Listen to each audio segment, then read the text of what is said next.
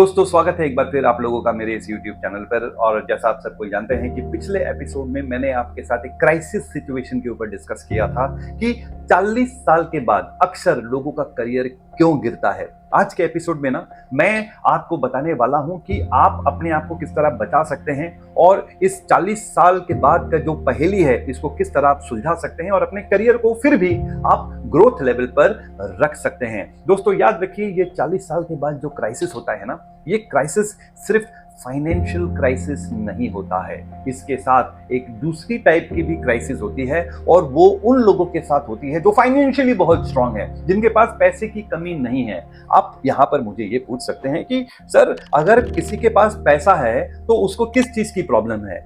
दोस्तों जो ऊपर वाला है ना, जो भगवान है, उसने क्या किया है, उसने हर एक चीज हर एक इंसान को कुछ ना कुछ कमी दी हुई है और उस कमी की वजह से वो हमेशा ऊपर वाले को याद रखता है। और वो कहते हैं ना, इस दुनिया में अगर सबसे बड़ा स्ट्रैटेजिस्ट है तो वो कोई इंसान नहीं बल्कि भगवान है, क्योंकि कहीं ना कहीं उसने कोई ना कोई लूप छोड़ दिया है। तो जो लोग फाइनेंशियली स्ट्रांग होते हैं ना दोस्तों, वो इमोशनली वीक होते हैं। मतलब पैसा सब कुछ है उनके पास, लेकिन बहुत टाइम आपने देखा होगा कि भाई वो अपने फैमिली से परेशान है, वो इस बात से परेशान है कि उसके पास मन की शांति नहीं है, वो इस बात से परेशान है कि भाई बच्चे मेरी बात नहीं सुन रहे, और कहीं ना कहीं जाके पैसा होने के बावजूद भी वो कभी भी पीस में नहीं होते। इसीलिए ना दोस्तों, ये जो 40 साल का उम्र है ना, ये एक काफी स्ट्रेंज टाइम होता है और मुझे ऐसा लगता है कि ये जो टाइम है ये शायद ऊपर वाले ने इसलिए बनाया है ताकि वो हमें और स्ट्रांग बना सके। और बहुत कम लोगों में ये कैपेबिलिटी होती है वो इस क्राइसिस से बाहर निकल सके। कई बार मैंने ऐसा सुना है कि भाई लोग कहते हैं कि 40 साल तक पूरी मेहनत कर लो और 40 साल के बाद जिंदगी को एंजॉय करो। क्या एंजॉय करेंगे? 40 साल के बाद वो इमोशनल डिस्ट्रेस में आ जाते हैं, डायबिटीज हो जाती है, प्रेशर हो जाते हैं, कुछ लोगों को हार्ट का प्रॉब्लम हो जाता है। अरे वैसा जिंदगी का फायदा क्या? उतने पैसे का करेंगे क्या आप जब आपकी लाइफ स्टेबल नहीं है, जब आपका जो जिंदगी है उसमें पैसे को छोड़ के बाकी सारे प्रॉब्लम है। तो इसीलिए दोस्तों हमें जो जिंदगी है उसे बहुत अच्छी तरह जीना चाहिए। उतार चढ़ाव तो होते ही रहेंगे, लेकिन इस उतार चढ़ाव से किस तरह हम बाहर निकल सकते हैं, किस तरह हम लोग अपने प्रॉब्लम की जो नदी है उससे तैर कर बाहर आ सकते हैं, आज के एपिसोड में यही डिस्कस करेंगे। कहीं जाइएगा मत।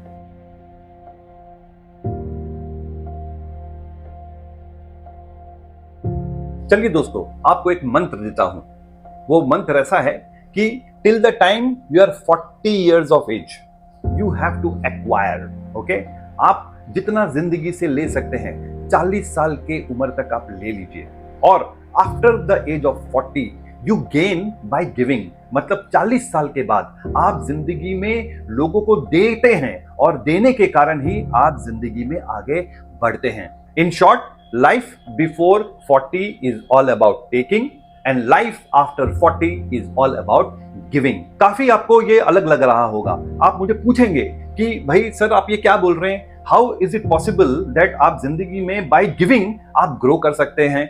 देखिए दोस्तों, you can definitely grow by giving. I will give you my example. मैं एक कंसल्टेंट हूं, मैं पढ़ता हूं, मैं नॉलेज एक्वायर करता हूं, और मैं जिस बिजनेस में हूं ना, मेरा काम है कि मुझे लोगों को देना है। मैं लोगों को देता हूं, मैं उनको आइडियाज देता हूं, मैं उनको बिजनेस स्ट्रैटेजीज देता हूं, मैं उनको इंप्लीमेंटेशन स्ट्रैटेजीज देता हूं। तो मेरा काम क्या है? मेरा काम है देना। और इस देने के कारण क्या हो रहा है, एक तो मुझे रिस्पेक्ट भी मिल रही है और दूसरा मुझे मेरा कॉस्ट भी मिल रहा है, मुझे मेरा रेम्यूनरेशन भी मिल रहा है। तो मेरा बिजनेस मॉडल क्या है? मेरा बिजनेस मॉडल ये है कि आई अर्न बाय गिविंग। अगर ये मैं कर सकता हूं तो ये आप भी कर सकते हैं, और ये सिर्फ मैं ही नहीं हूं, ये वही लोग कर सकते हैं जिन्होंने अपनी जिंदगी में बहुत कुछ एक्वायर किया है। और जब एक्वायर करते हैं आप, तो आपके पास देने के लिए भी बहुत कुछ होता है। चलिए मैं आपको आज एक 5 स्टेप के बारे में बताऊंगा, जिन 5 स्टेप को अगर आप फॉलो करोगे तो 40 साल के उम्र के बाद आपकी जिंदगी जो है वो मुश्किलों में नहीं आएगी।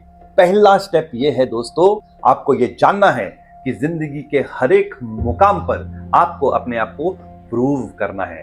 तो at different stages of your life आपको नए नए चैलेंजेस लेने चाहिए, और उन चैलेंजेस को सॉल्व करना चाहिए, नए नए प्रोजेक्ट्स लेने चाहिए, नए नए काम, नए नए रिस्पॉन्सिबिलिटीज लेने चाहिए। तो जब आप कुछ नया करते हैं ना, तब आपका नॉलेज बेस बढ़ता है, तब आपका एक्सपीरियंस बढ़ता है, और जब ये चीज बढ़ने लगता है ना, तब आपके पास एडिशनल नॉलेज आता है, एडिशनल एक्सपीरियंस आता है, जो आपको आगे चलकर बहुत मदद करता है। दूसरी चीज, ऐड वैल्यू। आप जो जो एक्सपीरियंस आपने गेन किया है, याद रखिए, अगर आपका एक्सपीरियंस वो है जो सब जानते हैं, मतलब जैसा मैंने आपको पिछले एपिसोड में कहा था ना कि opening stock plus purchase minus secondary is equal to closing, तो ये जो फॉर्मूला है ये हर एक सेल्स वाला जानता है। तो अगर आप भी जानते हैं इसको तो कोई बड़ी बात नहीं होगी, लेकिन अगर आप इसको छोड़कर बाकी और कुछ जानते हैं जो कोई और नहीं जानता है, तो आपके पास एक अपर एज होता है, और वो तभी होगा जब आप वैल्यू लेने के लिए कोशिश करते रहेंगे। चाहे छोटा इंसान हो, चाहे बड़ा इंसान हो, चाहे वो कोई भी हो, अगर आप सीखना चाहते हैं, अगर आप वैल्यू लेना चाहते हैं, तो आपको वो वैल्यू जो है ना कहीं से भी मिल सकती है। तीसरी चीज जो है कि आप जब इनसिक्योरिटी में आ जाते हो, तो याद रखिए, आपको लोगों को नीचा नहीं दिखाना है। मैं आपसे ये गुजारिश करूंगा कि आप लोगों को जिंदगी में ऊपर उठाइए, उन्हें सिखाइए, उन्हें बताइए। तो क्या होता है, वो आपको रिस्पेक्ट करना लगता है। और आपने देखा है, जब लोगों के लाइफ में क्राइसिस हो जाता है ना, तो जैसा मैंने आपको पिछले एपिसोड में कहा है कि एक अचीवर जो है वो सर्वाइवर हो जाता है, और वो लोगों को नीचा दिखाने लगता है, वो लोगों को कुचलना शुरू करता है, क्योंकि उसे लगता है कि मैं कुचल कर आगे बढ़ सकता हूं। दोस्तों, ये शॉर्ट टर्म टेक्निक है, हमेशा काम नहीं करती। अगर आप कुछ अचीव भी कर लोगे ना लोगों को नीचे दिखाकर, आप कभी भी मेंटल पीस में नहीं रहोगे। तो उस अचीवमेंट का करना ही क्या जिससे आपको मन की शांति ही ना हो। तो कुचलिए मत लोगों को आगे बढ़ाइए, उनको अपॉर्चुनिटी दीजिए, और यही तरीका है जिससे आप 40 के बाद ना एक रिस्पेक्टफुल लाइफ जी सकते हैं। चौथा चीज वो ये है कि दोस्तों, किताबें पढ़िए। मैं मजाक नहीं कर रहा हूं, मैं आपको ये सिद्ध कर सकता हूं कि जितने बड़े लोग हुए हैं, जितने सक्सेसफुल लोग हुए हैं, जितने ऐसे लोग हुए हैं जिन्होंने लाइफ में कम स्ट्रगल किया हुआ है 40 के बाद, वो ऐसे लोग हुए हैं जिन्होंने पढ़ाई बहुत की है। और ना जाने क्या हो गया है कि आज के डेट में लोग पढ़ना कम चाहते हैं। दोस्तों, मैं आपसे ये कहूंगा, गुजारिश करूंगा कि आप एक टारगेट लेके चलो कि भाई मैं साल में 5 किताब पढ़ूंगा, और उसे आप जरूर पढ़ो। और जब आप किताब पढ़ते हैं ना, आपके दिमाग में आइडिया आता है, और वो आइडिया क्या करता है, आपके दिमाग को खोलता है, और जब वो दिमाग खुलता है ना, तब आपको नए नए अपॉर्चुनिटीज दिखते हैं। इसलिए पढ़ना कभी भी मत छोड़िए। और आखिर में आपको ये कहूंगा दोस्तों कि अगर आपके पास एक्सपीरियंस है, तो आपका जो एक्सपीरियंस है वो एक स्पेशलिस्ट का होना चाहिए। मतलब कि अगर आप कुछ भी कर रहे हैं, अगर आप सेल्स के लाइन में हैं, आपको सेल्स इतनी अच्छी तरह आना चाहिए कि आप जो कर सकते हैं वो बाकी इंसान नहीं कर सकते। ऐसा नहीं है दोस्तों कि हिंदुस्तान में मेरे जैसे कंसल्टेंट नहीं है, बहुत कंसल्टेंट है, लेकिन फिर भी मेरे पास क्लाइंट्स है।